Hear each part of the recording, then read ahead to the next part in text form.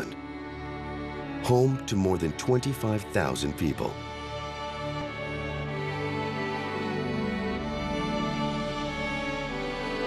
Adjacent to the town lies a remnant of Newfoundland's military past. Stephenville's airport sits on the former site of the United States Ernest Harmon Air Force Base. With its 10,000-foot runway, Stephenville was one of the few alternate landing sites for the space shuttle along the east coast of North America.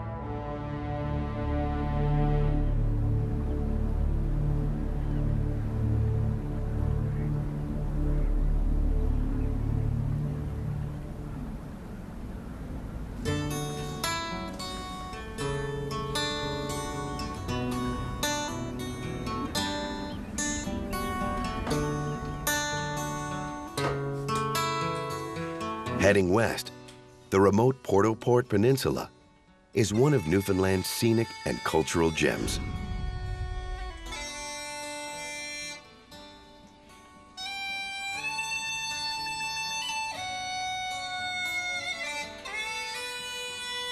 Connected to the larger island by a thin strip of land, Port-au-Port is Newfoundland's only bilingual region.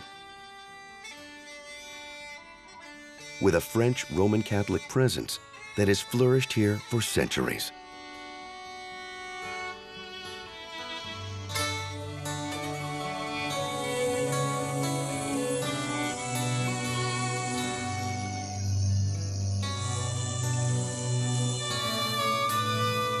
The French shore, as it was known, remained under French influence until 1904, when France gave up settlement rights on this coast.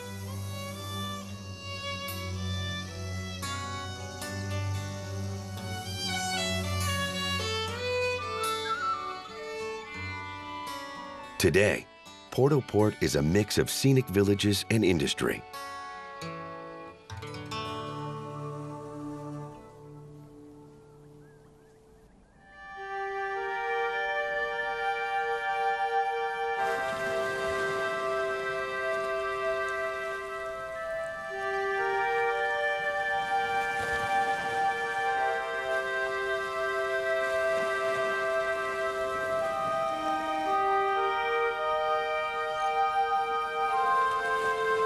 Here, on the southern shore of the peninsula, limestone quarries have operated for more than a century.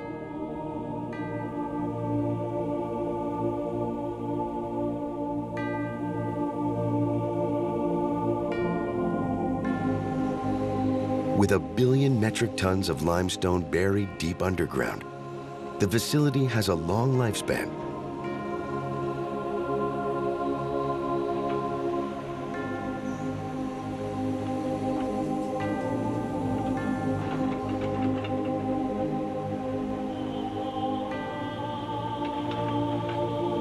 Today's operation extracts more than 2 million tons of material each year.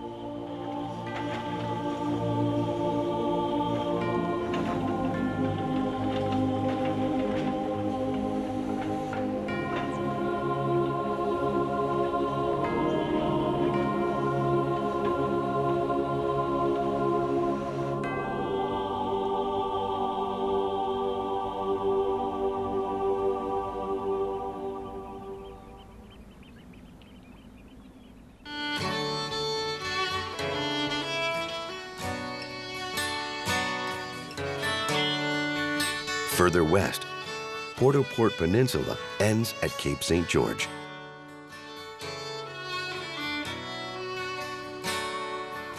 With a stunning, towering array of limestone, shale, and sandstone cliffs.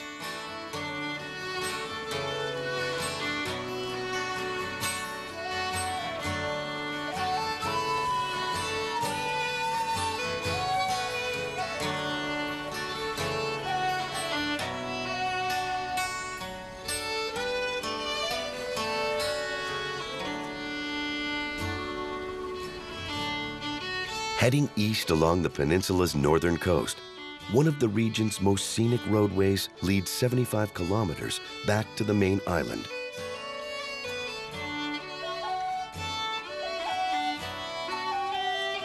Here, more cliffs, rocky shoreline, and incredible sandbars make Port-au-Port one of the Southwest's great untouched wonders.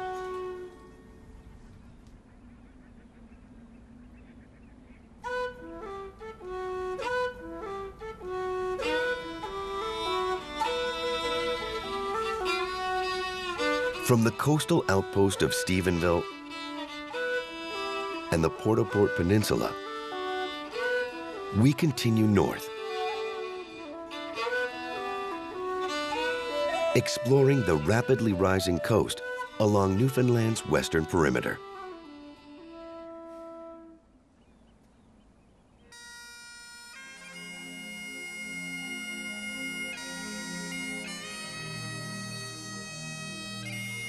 Inland, a late summer sun slowly burns a shroud of mist off the green western hillsides, revealing an incredible mountain chain.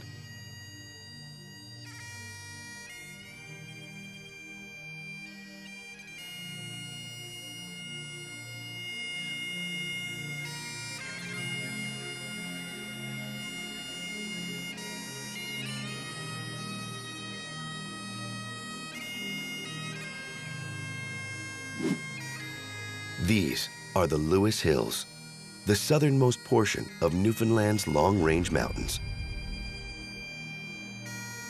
Extending from Stephenville in the south to the far reaches of the secluded northern peninsula.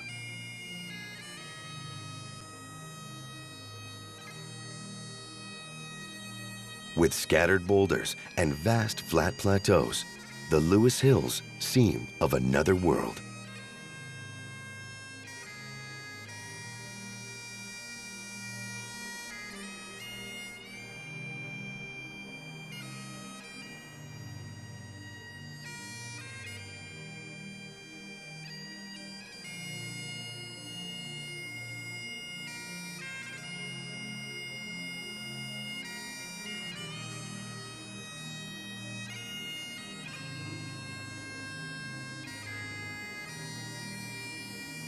Hidden amongst these towering plateaus sits the Cabo.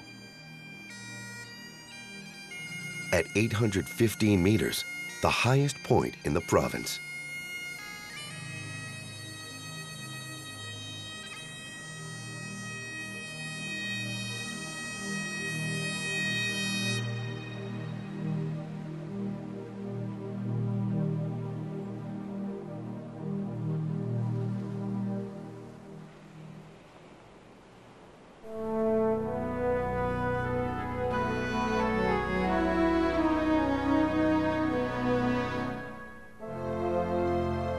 Further north, set against the Gulf of St. Lawrence, Blow Me Down Provincial Park rises abruptly, more than 600 meters from the sea.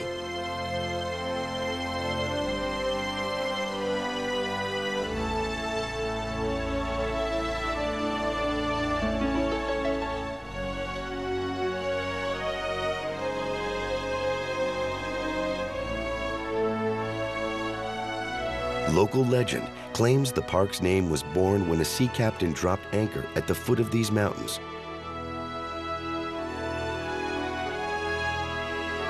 Standing just over 4 feet tall, the captain uttered what would become a famous phrase. His hope that these mountains don't blow me down.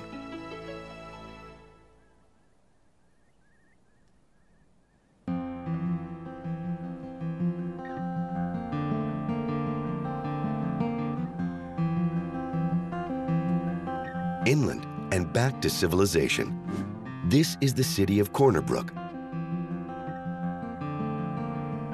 Nestled between the mountains and the sea.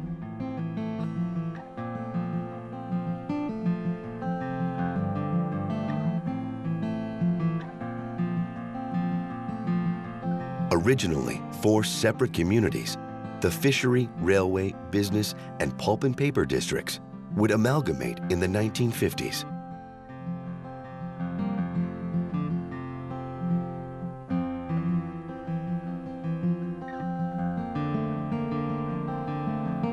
Today, with just over 25,000 people, Corner Brook is the largest city in western Newfoundland.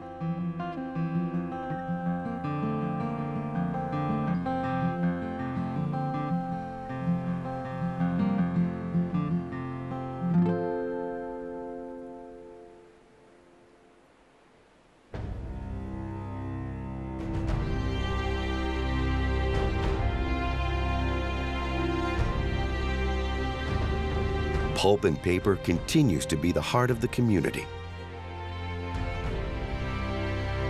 with the industry controlling more than 3 million acres of forest across the province.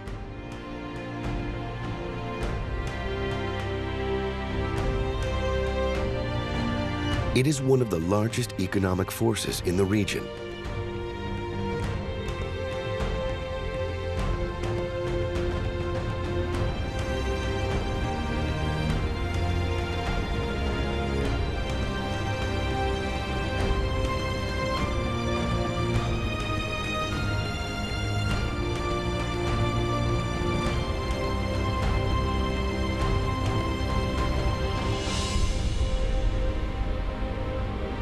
But Corner Brook's biggest feat may be its perseverance in the face of economic hardship. It holds the unique distinction of being Canada's oldest city of its size. Populations between 25 and 75,000 people, with others either growing into major cities or fading into oblivion.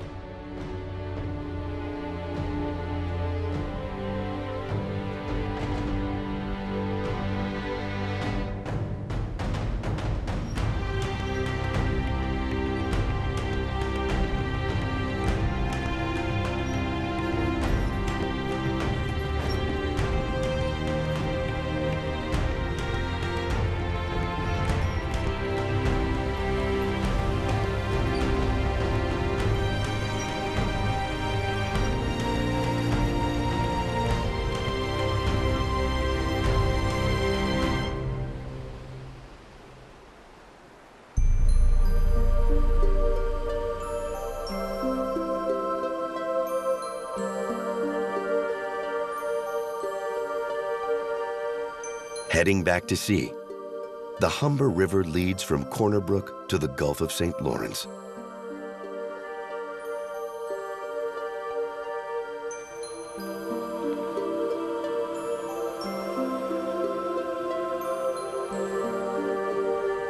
In the distance, the sensibly named estuary, the Bay of Islands.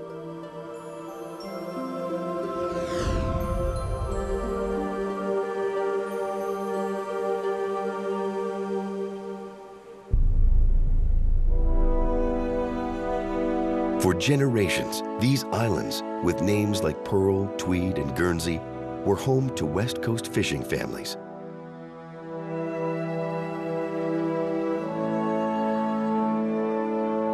Today, the many islands and fjords are an attraction for kayakers and explorers. One of the top outdoor attractions on the western coast.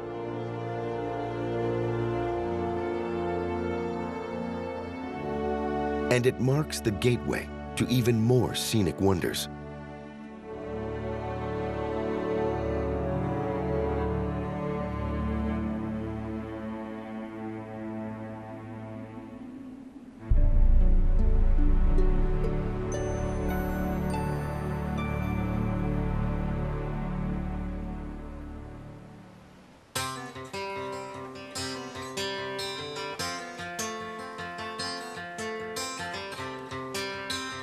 Continuing north along Newfoundland's western coastline,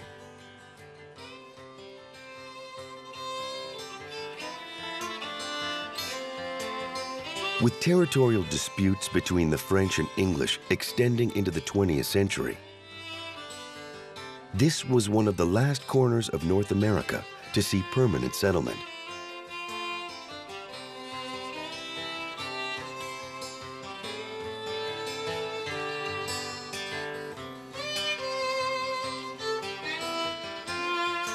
Even today, the region is sparsely populated.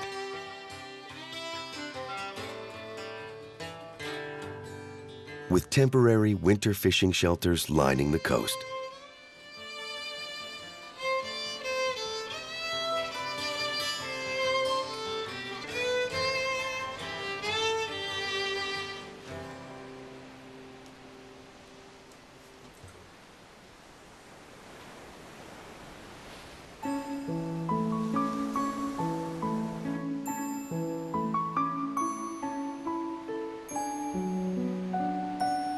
North of the Bay of Islands, the Newfoundland perimeter rises along Cape St. Gregory.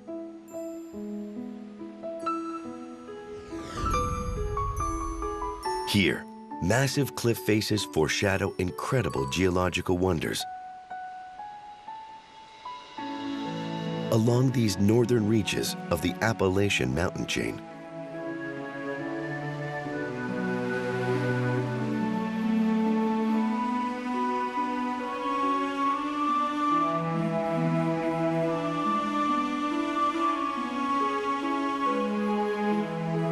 rising up, vast plateaus stretch as far as the eye can see.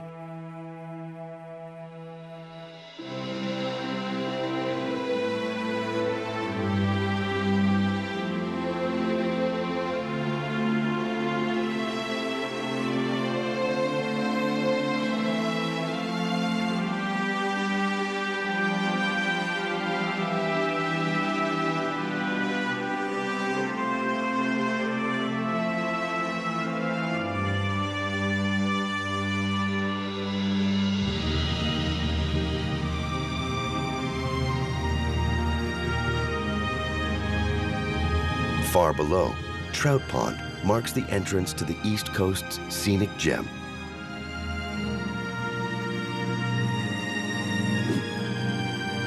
Gros Morne National Park.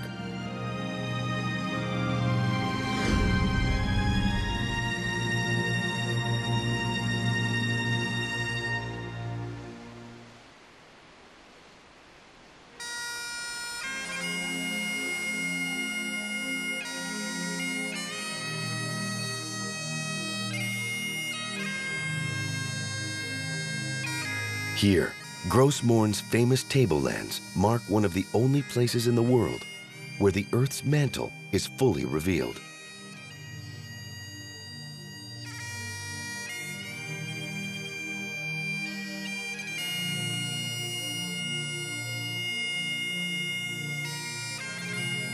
Normally buried kilometers underground, here it has been forced to the surface by tectonic plate movement over millions of years.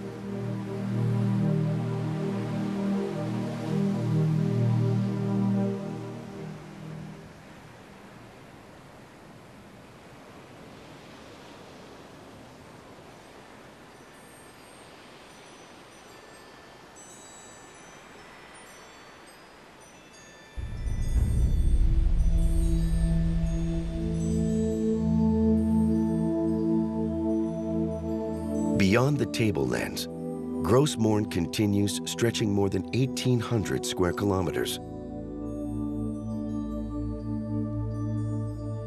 Centered around the Gros Morne mountain itself, this has become a pilgrimage for hikers and explorers all over the world.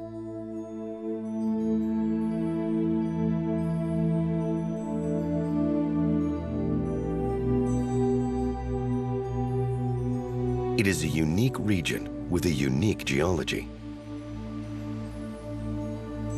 A landmark that became recognized in Canada in 1973 with the formation of a park, now famous around the world. Grossmoor National Park is a UNESCO World Heritage Site, and it's one of those special places in Canada that reveals the story of how the Earth works. Fred Shepard is a park interpreter, revealing the secrets of Grossmoor to visitors from around the world. You had two ancient continents, Gondwanaland and Laurentia, coming together 500 million years ago, forming the supercontinent of Pangaea. Pangaea sat like that for several million years, and then maybe about 250 million years ago, Pangaea started to split apart, and North America and South America and Greenland and Europe started to form and separate. So you got ancient parts of old continents and oceanic crust and upper mantle rock now jumbled in this whole landscape. So the rocks and the fossils of Grossmoor National Park tell a story of ancient life on this planet. And it's one of those special places on the planet where you can come and visit and walk on ancient ocean floor, walk on the Earth's upper mantle, and get an appreciation of how spectacular this landscape is. It is a landscape that gives scientists a rare view into Earth's mysterious geological timeline.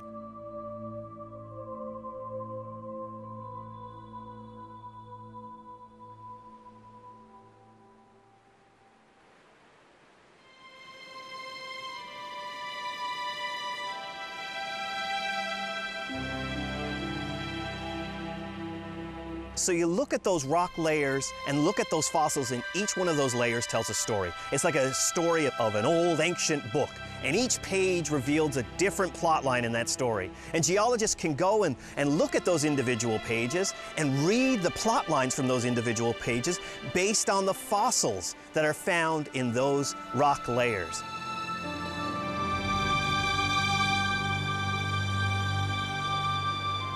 So you think about, tsunamis, earthquakes, volcanic activity. Those are all based in that plate tectonic theory, the theory of how the continents shift and move around the surface of the Earth. Well, 500 million years ago, that plate tectonic activity helped to form this landscape here in Grossmoor National Park. And this landscape is constantly changing.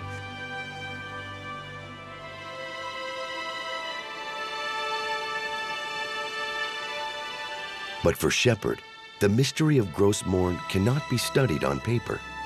It is a living wonder that must be seen to be believed.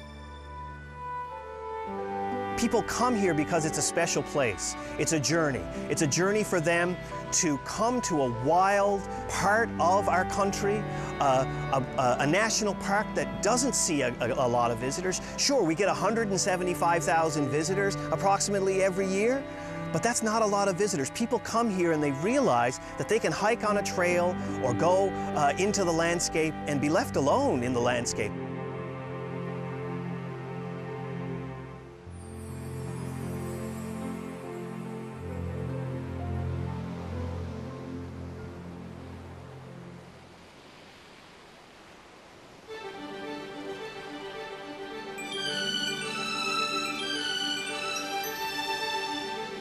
Heading west, Green Gardens is Grossmoor's coastal attraction.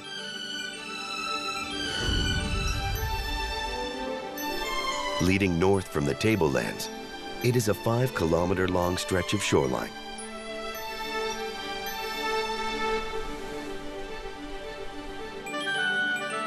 With hiking trails and beaches,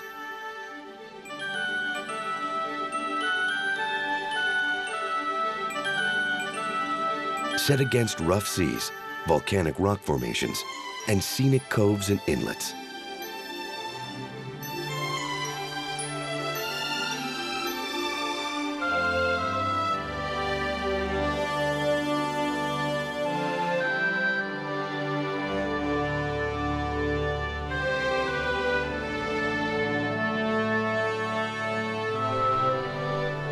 And the hillsides here are alive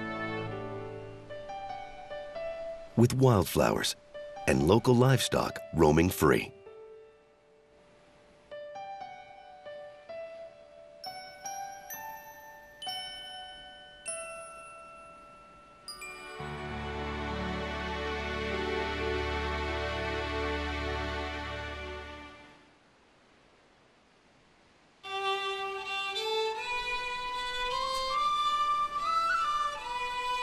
From the southern communities of Newfoundland's western coastline, we continue north, along the barren, untouched wonders of the tablelands, to Grossmorn Mountain and beyond.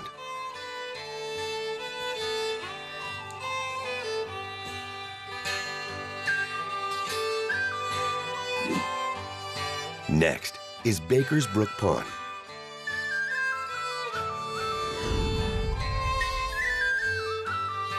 Set inland, it is actually a series of ponds connected to a larger lake.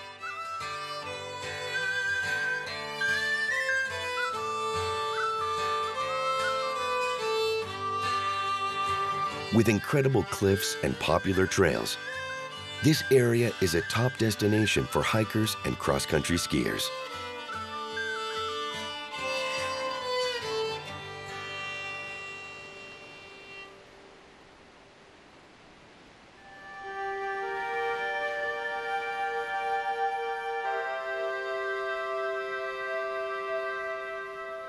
Further, Big Level is one of the park's many famous plateaus, with shattered rock and boulders stretching for miles.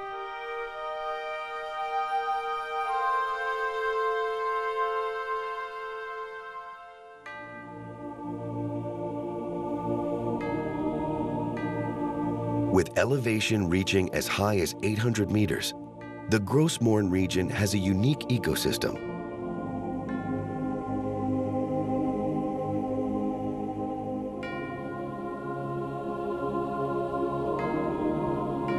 From the lush lowlands to soaring plateaus, more than 1,000 plant species flourish.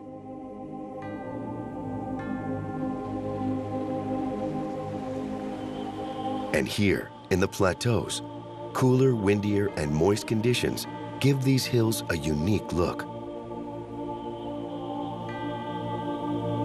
An Arctic tundra landscape, accustomed to a short and harsh growing season.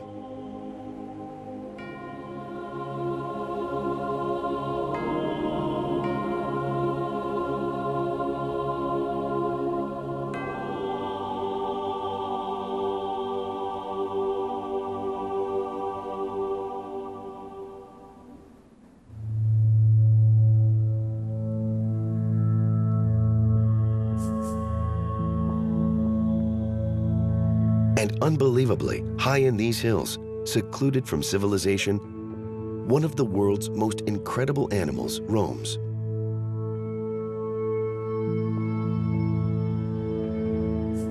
It is the mighty moose, an unlikely symbol of this island. Well, it's interesting because moose aren't a native animal to Newfoundland. They were brought here by the Newfoundland government in 1878 and 1904. The original introductions consisted of only 3 pair of moose. The moose were let go by the provincial government, and they were told to go forth and multiply. The moose seem to have taken that directive pretty seriously. There's now over 120,000 moose on the island of Newfoundland, and yes, they have become an iconic animal.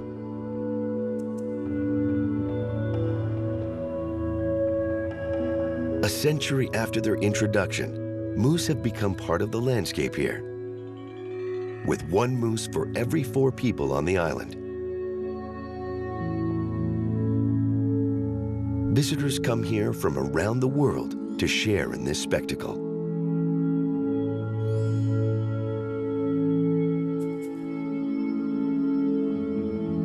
They're a very impressive animal to see. We're talking about an animal that's 2 meters high at the shoulder. It's the size of a large draft horse, a Belgian or a Clydesdale, and a big bull moose with his big rack of antlers. It is a very impressive animal, the sort of monarch of the boreal forest, the classic northern forest deer.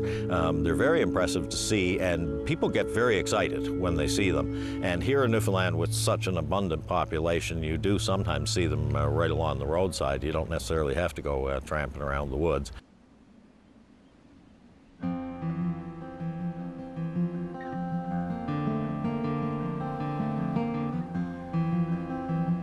But for residents here, the moose is more than a symbol.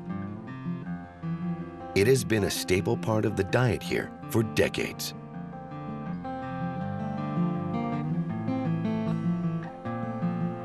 They were introduced as an extra food supply for Newfoundland residents, and it was at a time when the native caribou herds had been hunted very heavily with commercial hunting and all that sort of thing. So they were brought here as an extra food supply for local residents. And in a way, the conditions were perfect for a moose population explosion, because man had eliminated their major predator, the Newfoundland wolf, shortly after the introduction of the moose. Certainly today, we're talking about somewhere around 27,000 moose licenses issued every fall. Almost all the hunters are successful, and a lot of people in rural Newfoundland especially depend on getting their moose for their winter supply of meat, and it's a very important part of the way of life here in Newfoundland.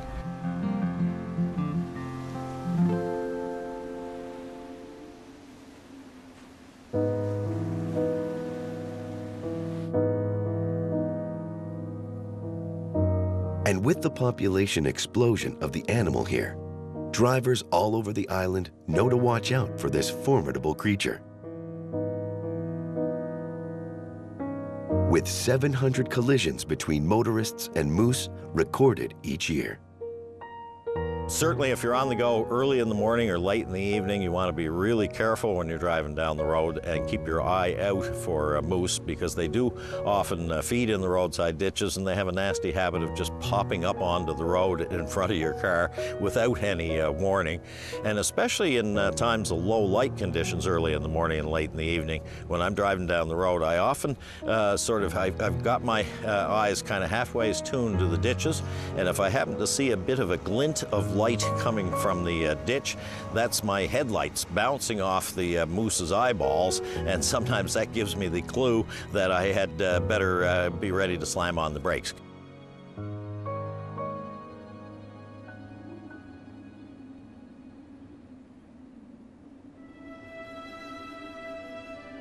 Next, Gros Morne's signature attraction is Western Brook Pond.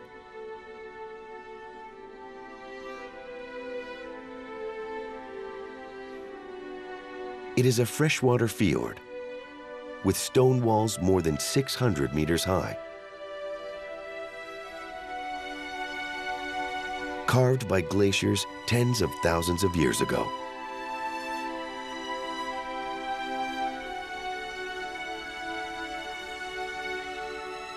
As glaciers in the region melted, the land, once forced down by the weight of the ice, rose to incredible heights.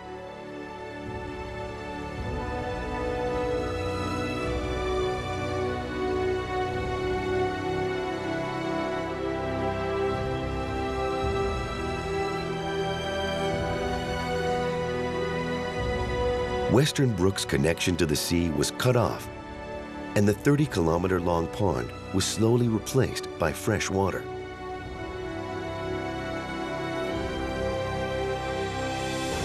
It is a natural wonder, with water so fresh it is categorized as ultra-oligotrophic, the top purity rating for fresh water in the world.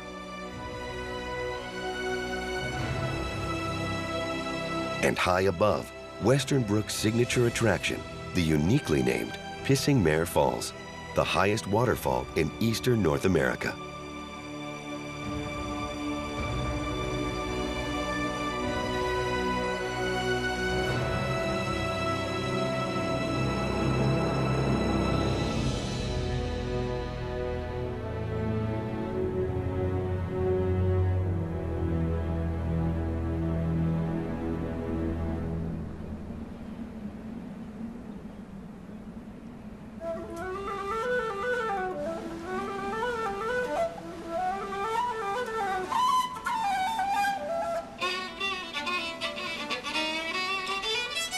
From the coastal geological wonders of the South, we've covered more than 150 kilometers of incredible perimeter along Newfoundland's western coastline.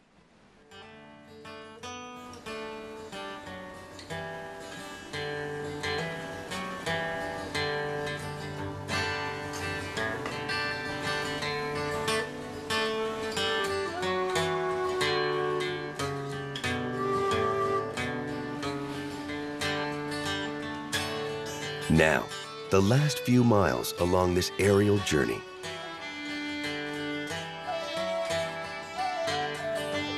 At the upper reaches of Grossmoor National Park, this is St. Paul's Inlet, a saltwater bay featuring 35 kilometers of scenic shoreline. Popular with kayakers and bird enthusiasts, the fishing and logging industries here have been gradually replaced by tourism with the formation of the adjacent national park.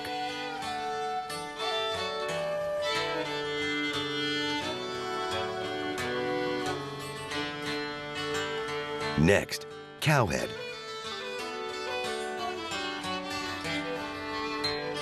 This area has seen settlement since the 1800s, the site of a strong herring, cod, and salmon fishery, and the site of Newfoundland's first offshore oil project in 1867. An industry today that is worth billions of dollars annually.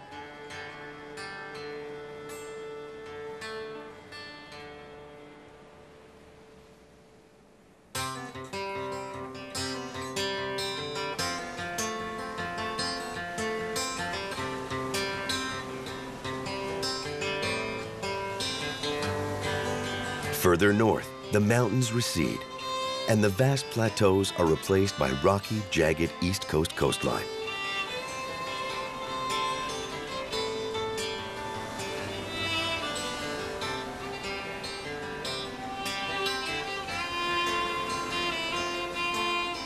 This is the gateway to Newfoundland's northern peninsula, a 200-kilometer stretch of barren beauty.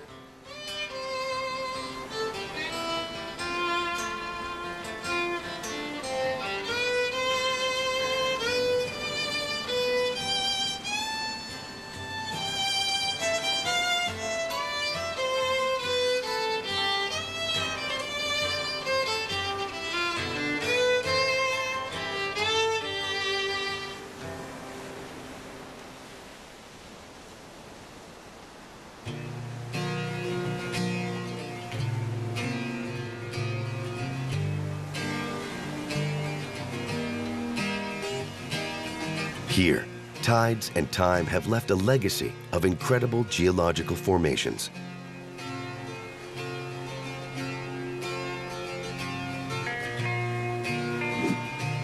This is the Arches Provincial Park, a massive block of limestone separated from the seashore by centuries of crashing waves.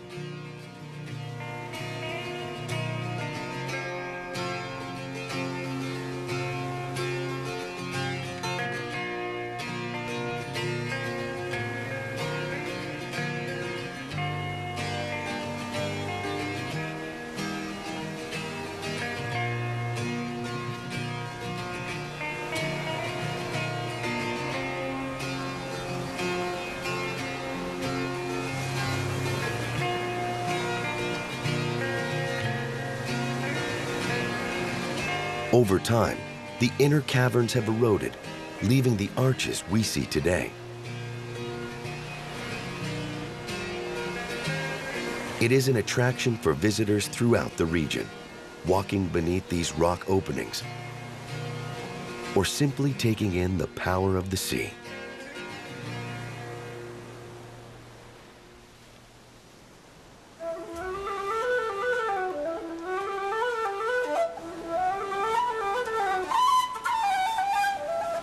Next, the Table Point Ecological Reserve.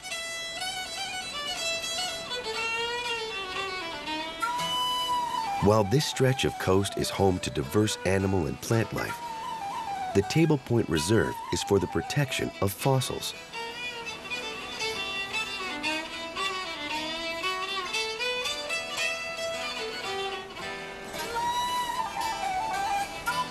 An incredible collection of ancient sea lilies, sponges, and sea creatures dating back hundreds of millions of years.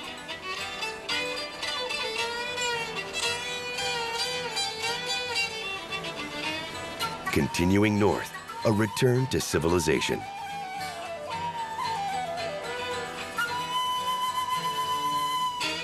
From the village of Daniels Harbor to River of Ponds,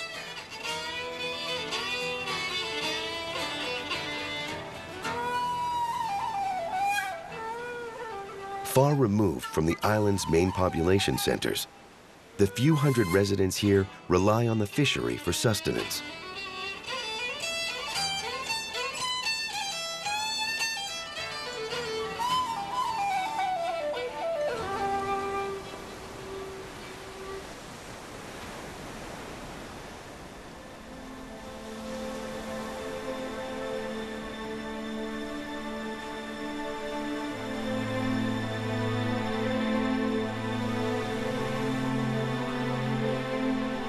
Beyond River of Ponds lies one of Newfoundland's culturally historic gems, the town of Port-au-Choix.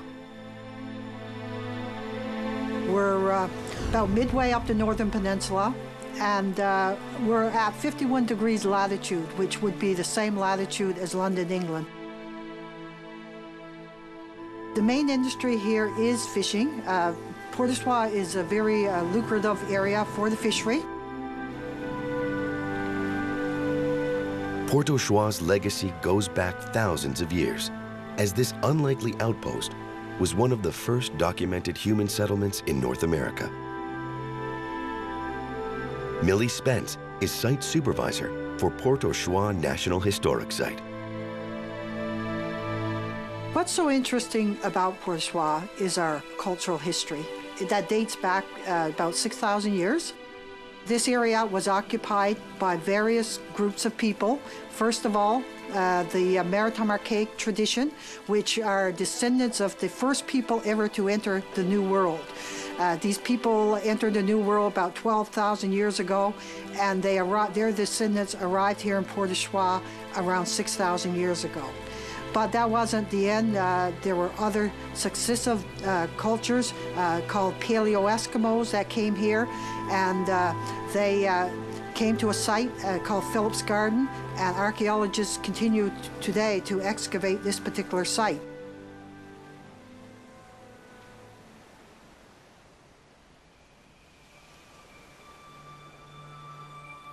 But it is the unique geology of the region that has preserved evidence used by scientists thousands of years later.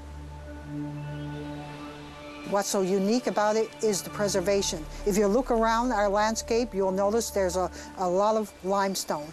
And it's the limestone, actually, that work very well to preserve these cultures. Cultures that in other areas, there would not have been any evidence survived after 5,000 or 6,000 years. But in Port-au-Choix, we had great bone preservation, and from that, archaeologists have been able to study bones, any material, to learn more about the cultures, what they were doing here. And while the west coast of Newfoundland has changed dramatically over the years, many facets of life remain unchanged. One of the things they found here is that what keeps people here today, the marine resources, is what brought people here 6,000 years ago. These resources are very rich off our area, mostly sea mammal, seals, for example. They came here hunting the seals. They come up through the Strait of Belle Isle twice a year, every spring like clockwork. They come to Port-au-Choix, and the Dorset people, for example, would have come on a seasonal basis for about 700 years hunting seals. Today, our local hunters hunt seals in this area as well.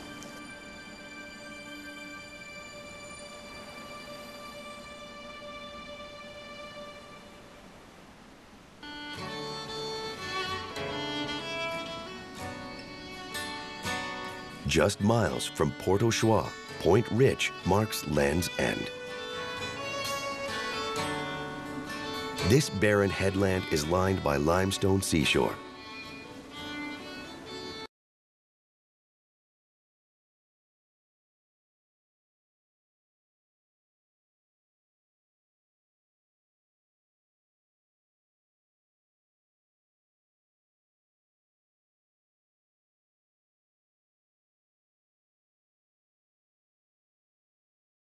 Home to an array of wildlife.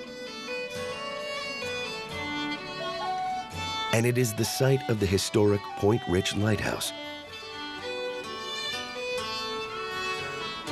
a 19-meter pepperpot design warning station built in 1892.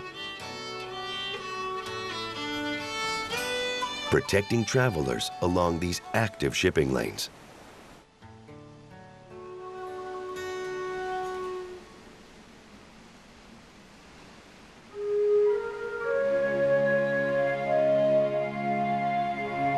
From Gros Morne to Port au Choix, the western coast of Newfoundland is a natural and cultural wonder, revealing the secrets of our geological past and the earliest clues to human civilization. Its diversity of life and breathtaking beauty will carry it into the future. Here on the edge of Canada.